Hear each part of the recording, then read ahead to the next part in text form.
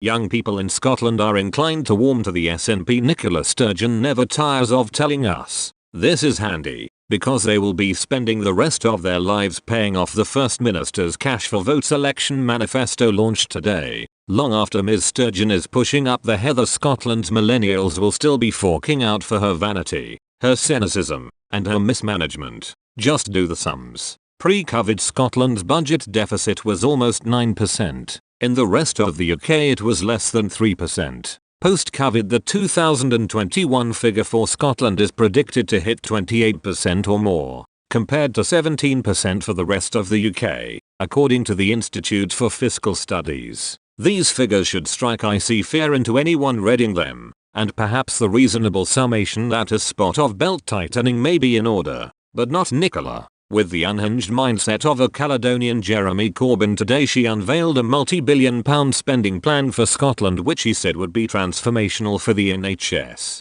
As the SNP has been in charge of Scotland's health provision for a generation, Labour member Jackie Bailey was minded to ask why Ms Sturgeon hadn't thought of transforming it before. She added, "After 14 years of SNP mismanagement we can have no faith in the SNP to deliver it. The fact of the matter is that we simply cannot trust the very party that has run down our NHS so badly to oversee its recovery," which seems a fair point well made. But there's another hilarious aspect to today's announcement from the party currently handing out iPads to school kids like a very late to the party Santa. And it is this. Nicola Sturgeon's massive budget mismanagement means there is almost zero chance of Scotland ever joining the European Union. Got that? If you thought voting SNP meant a warm welcome back from our friends in Brussels, you'd be wrong. Indeed, it probably means the opposite. And Ms Sturgeon has to be fully aware of this because she is many things but she is not stupid. The little problem is the EU's Copenhagen criteria, which lays down rules for nations wishing to join Club Europe.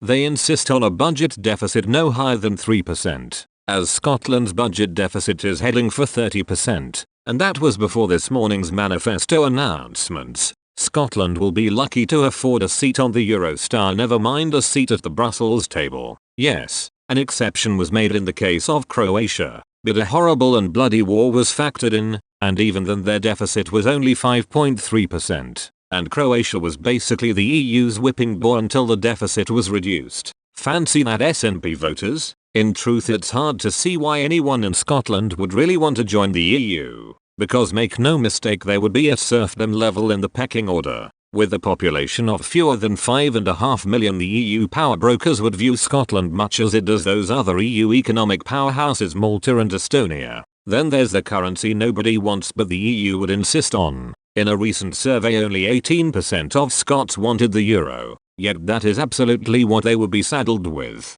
Fans of the EU argue a transition period could be negotiated. Yeah, right. Good luck with the EU allowing a state already begging membership to be calling the shots. Then of course there's the hated common fisheries policy, the borderline criminal impact of which really hurts Scotland. Quotas would be back, as would Lithuanian factory ships emptying Scottish waters and destroying Scotland's marine environment. Oh, and Scotland would be in a queue behind Turkey, applied in 1987, North Macedonia, applied in 2004, Montenegro, applied in 2008, Albania, applied in 2009, and Serbia, applied in 2009. And the optics of letting Scotland queue jump over these countries would not play well in Brussels, or indeed in Belgrade, Ankara and Tirana. And finally there's the old Hadrian's Wall question. If Scotland joined the EU, it would almost certainly have to join the Schengen Agreement. This would facilitate the free movement of, say, Latvians into Scotland,